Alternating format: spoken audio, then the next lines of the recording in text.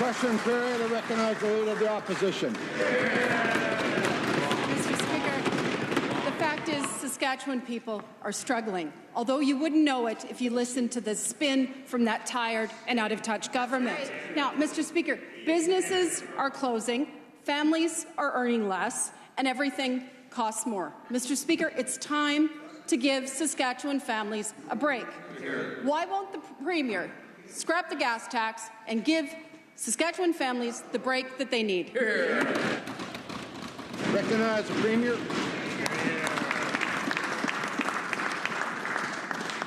Mr. Speaker, Regina ranked as the most affordable city in Canada to purchase a single-family home. Not my words, the words on CTV News of February 28th. Mr. Speaker, affordability remains decent by historical standards in Saskatchewan, unlike most other jurisdictions across the country. Again, Mr. Speaker, not my words, the words of TD Economics on March 16th. Mr. Speaker, I would say this. One of the largest challenges that not only Saskatchewan residents have, but Canadians have, Mr. Speaker, is federal policy that is being imposed that is increasing the inflationary measures of which all of us are facing each and every day when we go to the grocery store, when we go to the fuel pumps, Mr. Speaker. First among them is the ever-annually inflation carbon tax, Mr. Speaker, of which the NDP have just committed to this morning, supporting Justin Trudeau's budget, supporting the increase of that carbon tax going from $65 to $80 a ton. Mr. Speaker, members opposite say, we don't support that, but then they fly to Ottawa, go to a Trudeau campaign school, Mr. Speaker. That is their actions, Mr. Speaker. That is the reality. What they don't like and what Canadians don't like are the consequences of an NDP reality. Recognize the Leader of the Opposition. Well, Mr. Speaker, the Premier knows that we don't support the carbon tax, but I can certainly see why he doesn't want to stand on his own record. There are 91 fewer businesses operating in this province today than there were a year ago. And that Premier, Mr. Speaker, has the worst job creation record in the entire country. Those are the facts. Now, this Premier keeps selling out Saskatchewan jobs. That's what the numbers show, and that's what local business leaders are saying as well. Yesterday, Mr. Speaker, the leadership of Sharecom said that they had met with the Premier back in 2016 when he was the Minister of the Environment. And they say that at that time, the Premier assured them that they'd have access to the tires that they need for their business. Did the Premier make that promise back in 2016? And if so, why did he break it? Recognize the Premier.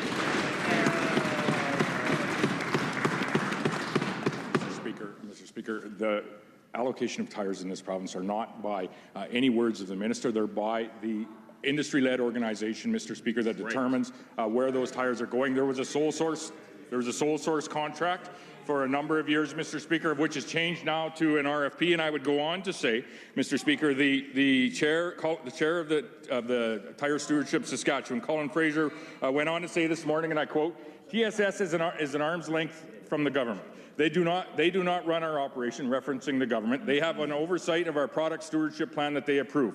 We run the day-to-day business. When the RFP went out, that was solely on us. We developed it, we put it out, and we approved it," meaning TSS, Mr. Speaker. There was no government interference with that whatsoever, and I don't know where that came from or why someone would say something like that. It had nothing to do with anything from the government, Mr. Speaker. Understanding that this is a volunteer chair of the Tire Stewardship Saskatchewan Board, Mr. Speaker, is a businessman in Prince Albert. The entire smear campaign that we have seen come from the NDP on this individual and other volunteers serving on this board, trying to improve our provincial environment, Mr. Speaker, is shameful, Mr. Speaker. It's absolutely shameful, Mr. Speaker. We should allow this industry-led board to do their work without smearing these businessmen, Saskatchewan businessmen, on the floor of our provincial assembly. Recognize the Leader of the Opposition. Mr. Speaker, he's worked himself into quite a lather over there, but he didn't even come close to answering the question. The question was this, Mr. Speaker. Did he make that promise back in 2016? Right. And if he did, why did he break it? Right. Recognize the Premier. is not the minister's promise to make when I was the minister, when anyone else is a minister, Mr. Speaker. It is the allocation of tires come from the industry-led board, Tire Stewardship Saskatchewan, Mr. Speaker. And I would ask the Leader of the Opposition, does she feel, on behalf of the NDP, that she owes an apology to Colin Fraser and all of those other industry-led people that are serving on this board?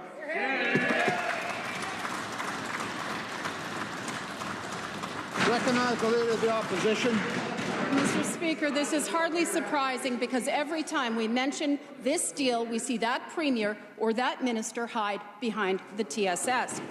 Now, they say that it's an independent, arm's-length board with no connection to the government. I think we heard him say that again today. Mr. Speaker, if only that were the case.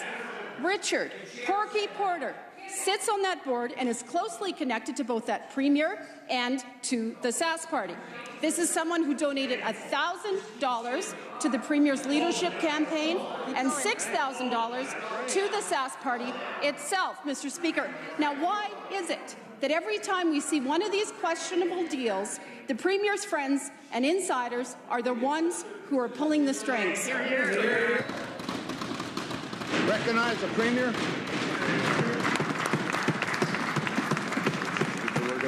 The list of apologies that the NDP is going to have to make. Another individual that ran a business, Mr. Speaker, actually 3 or 4 businesses throughout his life, retired, Mr. Speaker, spent a couple of decades serving on the SARM board, Mr. Speaker, served his community on the RM, Mr. Speaker, served his community fundraising, Mr. Speaker, for various projects, including a hospital in the community, moved on to the community of Rosthern and Warman, Mr. Speaker, and continues to serve his province in any capacity that he can. Yes, partially as a volunteer on the board, like the TSS, Mr. Speaker. What we see time and time again is the members of the NDP, now the Leader of the NDP, smearing Saskatchewan residents, Mr. Speaker. Saskatchewan residents that are donating their time, Mr. Speaker, to make the environment cleaner here and to make our communities and our province a better place.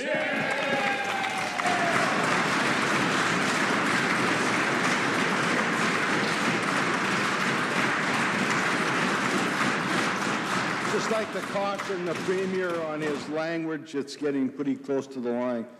I recognize the member from Regina Elphinstone Centre. Mr. Speaker, everywhere we look in this province, we see Sask Party patronage appointments on boards and agencies. We saw that at the Human Rights Commission, and now we see this with Porky Porter and the Tire Stewardship deal. This is a Premier. This is a person who the Premier described as follows, and I quote, "He's been a true friend of the MLA of Rosthern Shellbrook." The Sask Party keeps saying that the TSS is totally arm's length, totally independent from government. How is anyone supposed to believe that when the Premier's true friend is leading the organization? I let it go before, but I just want to caution members, you're not to be talking about the other party's internal business and things like that, so please take that into account. I recognize the Minister of Finance. Mr. Speaker, perhaps there'd be more NDP supporters on different boards or whatever if there were more NDP supporters. Obviously, the majority of the people in Saskatchewan support this party, and ultimately they are the leaders in our communities, Mr. Speaker, and as the leaders and as their abilities is why you will see them on different boards within government. Recognize the member from Regina Elphinstone Centre. Mr. Speaker, the government keeps saying the TSS is independent. That's their basis for withholding every scrap of information on this deal. But that is simply not the case. Porky Porter donated $1,000 to that Premier's leadership campaign, $7,000 to the Sask Party. How can the Minister of Environment claim the TSS is totally independent when one of the architects of this government's tire policy program has donated thousands to that Sask Party government? Recognize the Premier. joins the many thousands of other Saskatchewan residents that are going to donate to the Saskatchewan Party, Mr. Speaker. That's a function of where we are in this province. The individual donors, Mr. Speaker, to the Saskatchewan Party, we appreciate, and they donate to what they believe is a better Saskatchewan. They donate to a party, Mr. Speaker, that they know is going to ensure that our economy is vibrant and growing. They donate, Mr. Speaker, to a party that they want to form government that is going to invest 9% in our operations of our school divisions, Mr. Speaker, over 10% in our healthcare system, expanding care and access to Saskatchewan residents, and investing directly back in our communities through the municipal revenue sharing program.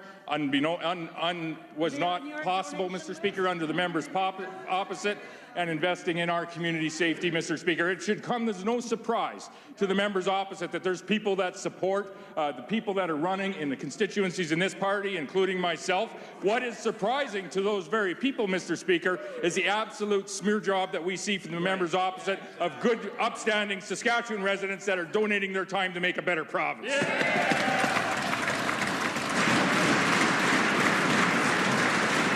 Recognize the member from Regina Elphinstone Centre. Mr. Speaker, Porky Porter and the Premier go way back.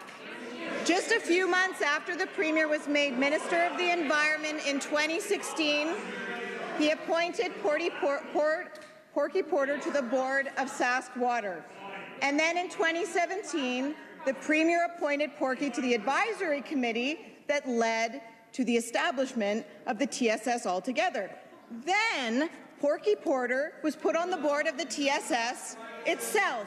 How are we supposed to believe that these appointments are merit-based when this isn't an individual that has given thousands and thousands of dollars to that Sask Party government? Recognize the Premier. We've seen over the last number of weeks, Mr. Speaker, the NDP calling out upstanding Saskatchewan residents, a number of them. Some of them for work they're doing in a post-political career, Mr. Speaker. Some of them for work they're doing in retirement. Mr. Speaker, what I would ask the Leader of the Opposition, is she ready to go out into the rotunda and repeat everything that has been said under legislative immunity on the floor of this Assembly that one of her or her members have said? Go out to the rotunda and make the accusations that your members are making of Saskatchewan people that have improved our communities, improved our province, Mr. Speaker, and Saskatchewan people that this side, Mr. Speaker, are proud to be associated with.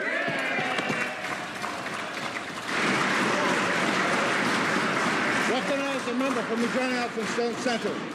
Mr. Speaker, after the Premier won the leadership in 2018, things kept happening for Porky Porter. Porky was appointed to the Solid Waste Advisory Committee in 2018, and thousands of dollars in donations continued to flow to the Sask Party. How are Saskatchewan people supposed to have confidence in these boards and agencies when we see the Sask Party continue to tap their donors and their true friends to lead them? Hear, hear. That's right. Recognize the Premier.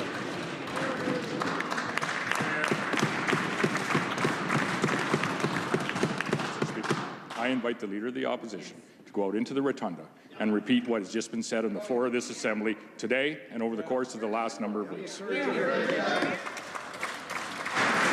recognize the member from Regina Elphinstone Centre. I would invite the Premier to answer some of these questions, Mr. Speaker.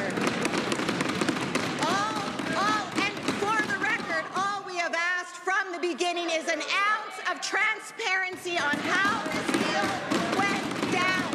You don't want to give us the report? Summarize the report. We don't want state secrets, Mr. Speaker. We just want a basic summary for the business case behind this deal. Will the Sask Party do that today? Hear, hear. Recognize the Premier.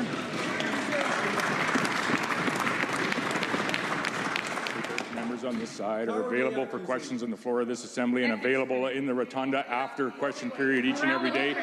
I invite the Leader of the Opposition, if she truly supports this critic and the other critics that have made accusations on the floor of this Assembly, go outside, go into that rotunda, and repeat exactly what her members have said on the floor of this Assembly. If she truly has faith in that member and many others, do it.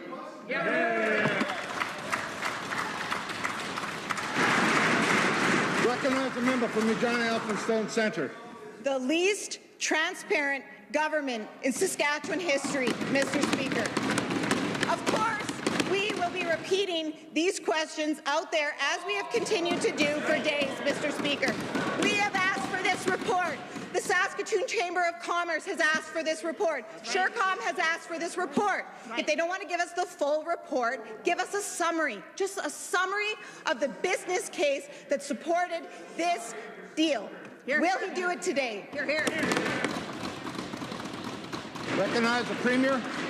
Speaker, as we learned this week, the members opposite and the leader of the opposition also asked firms for a donation to her exclusive cocktail party. The difference is they donated to this party because they believe in what this party stands for. They did not donate to the NDP, Mr. Speaker. So I invite the leader of the opposition again. If she truly has faith in what that member is saying on the floor of this assembly, go out to the rotunda and repeat it.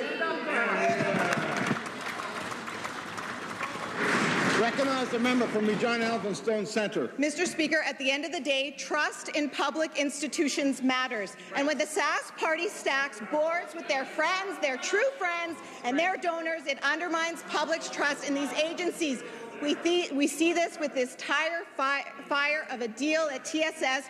We see this with recent appointments on the Human Rights Commission's multiple friends of donors of that lot over there. We see this in so many places, Mr. Speaker, and people are tired of it. Right. How are people supposed to have confidence that these so-called independent agencies are independent when the Premier and the Sask party keep stacking them with their true friends and their donors? Here. Recognize the Premier. Speaker. Leader of the opposition has an opportunity to go out and explain why they are sending the very same invitations for fundraising dollars to her exclusive cocktail party, Mr. Speaker. The difference is people are saying no to that invitation. She also has the opportunity, Mr. Speaker, to go out in the rotunda and actually say that she defends and stands up for and supports that critic and what she's saying on the floor of this assembly by repeating it out there, Mr. Speaker. Recognize the member from Saskatoon University. Mr. Speaker, it would be great if that tired and out-of-touch Sask party government cared half as much about the women of this province as they do about their donors and cronies. That's right. But as it stands, women in northern Saskatchewan seeking a surgical abortion have to travel all the way to Saskatoon. Still, Mr. Speaker, we raised this last year, but still we see no action from this government. We called for an expansion of surgical abortion access to Prince Albert, Mr. Speaker. Why hasn't the Sask party done anything to address this for Saskatchewan women? Does it have anything to do with the fact that we see the anti-choice flag being flown at the legislature today? Recognize the Minister of Health. Thank you, Mr. Speaker. Abortion is an insured service under the Canada Health Act. Mr. Speaker, in Saskatchewan, like other provinces and territories, funds hospital and physician costs related to abortion services. Mr. Speaker, I would say this, that the government of Saskatchewan, it's important for us to be listening to people when it comes to health care, to patients, to frontline health care providers. In case, or as an example, Mr. Speaker, when it comes to pediatrics and the care for children in this province, Mr. Speaker, and we listen to families, we listen to kids, and we listen to frontline healthcare providers. Mr. Speaker, the government is announcing today that we will be providing coverage, financial assistance for families that need to be referred out of province, for their kids to be referred out of province for medical procedures. Thank you, Mr. Speaker. Recognize the member from Saskatoon University.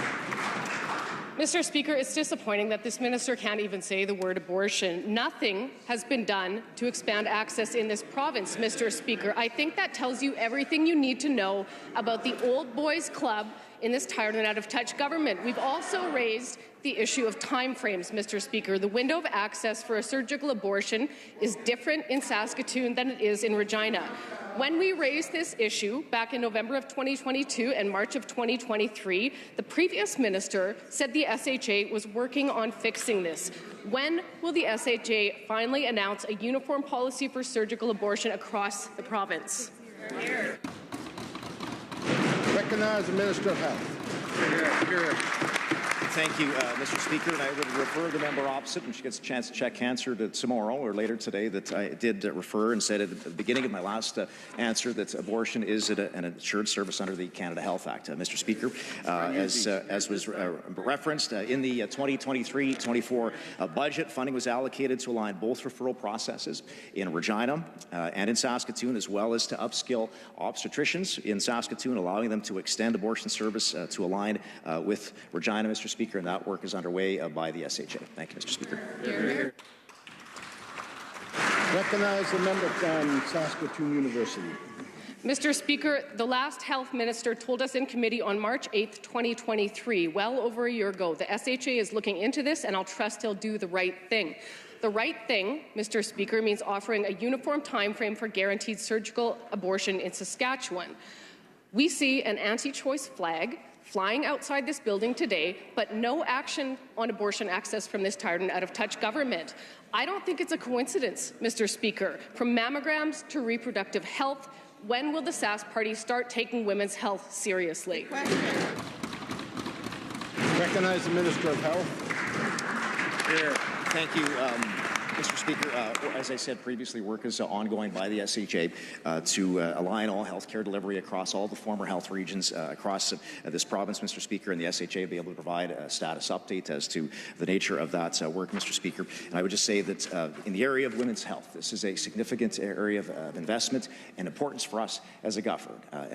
We referenced that in the budget this year, significant enhancements, funding $1 million for ovarian cancer research, Mr. Speaker, $3.5 million for the development of a breast health centre here in Regina to be supported by staff, breast health navigators, and the necessary staff to offer that service to women right across southern Saskatchewan. And that's going to continue to be of significant importance for us to make sure that we are listening to women across this province and advancing issues on their behalf, Mr. Speaker. Hear, hear. Recognize a member from Regina Wall Shakers. Thank you, Mr. Speaker. A year and a half isn't long enough to extend a window, but that minister certainly leaps into action when he's got to deny cancer patients their parking passes. Talk about misplaced priorities, Mr. Speaker. When will the minister get with the program and realize that his choices are making life harder for vulnerable cancer patients? Recognize the Minister of Health. Here.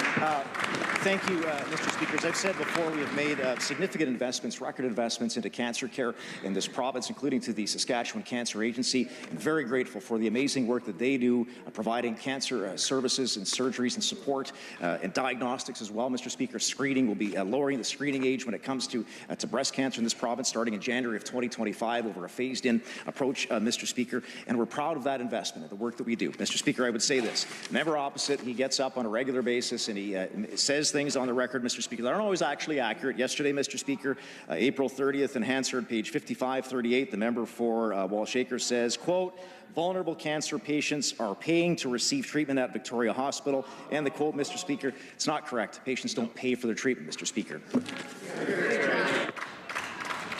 Recognize a member from Regina Wall Shakers.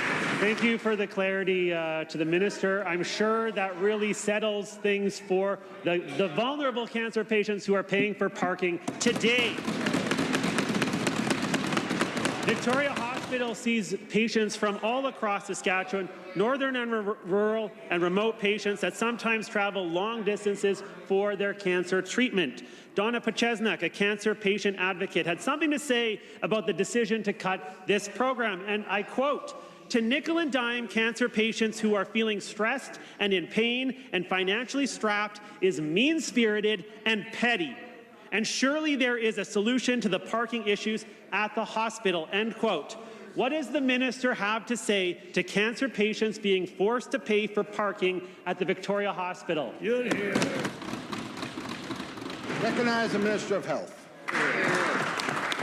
Thank you, Mr. Speaker. As provided answers previously, the SHA is working to align their policies across the province, and the SHA will speak to that in terms of why they're doing that. As a matter of fact, I think they have, Mr. Speaker. They have spoken publicly. Here's what I would say to cancer patients, Mr. Speaker, that, as I said previously, $26.1 million increase in funding to the Saskatchewan Cancer Agency in this year's budget, an 11% increase over last year's budget.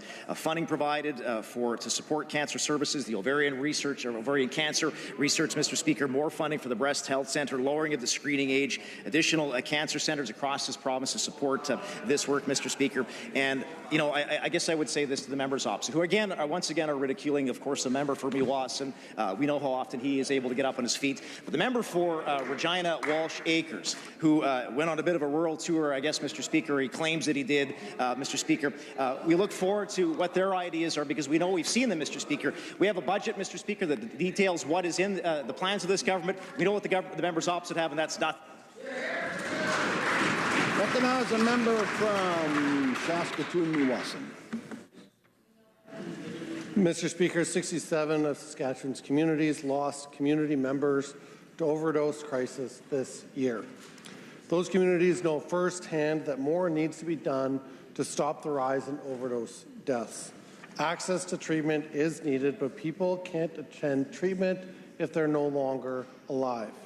Even SUMA understands this, Mr. Speaker. In fact, they made a statement about it earlier today. Quote, SUMA recognizes that there is still much to be done for those who are not yet ready to seek treatment and to address the underlying causes of mental health and addictions. What does the minister say to those community leaders at SUMA who want evidence-based support for people when and where they need it? So I should have recognized the member from Saskatoon Eastview. I recognize the Minister of Mental Health and Addictions. Thank you, Mr. Speaker. Mr. Speaker, the message that our government is sending across the province is that no illicit drugs are safe. There is no safe use of an illicit drug, and we will not implement any policies that suggest otherwise, Mr. Speaker. What our government is doing is warning people about the dangers of illicit drugs. We have the Provincial Drug Alert System. We have overdose outreach teams, Mr. Speaker. We have the free naloxone kit program, Mr. Speaker, that has reversed over 10,000 overdoses in this province since it was introduced, Mr. Speaker. Our government's approach is to focus on treatment and recovery. We know that the opposition members and their cousins in British Columbia want to implement policies that would actually help individuals stay in a life of addiction. We want to help them overcome their addiction and find a path to treatment and recovery. Thank you, Mr. Speaker. Here, here.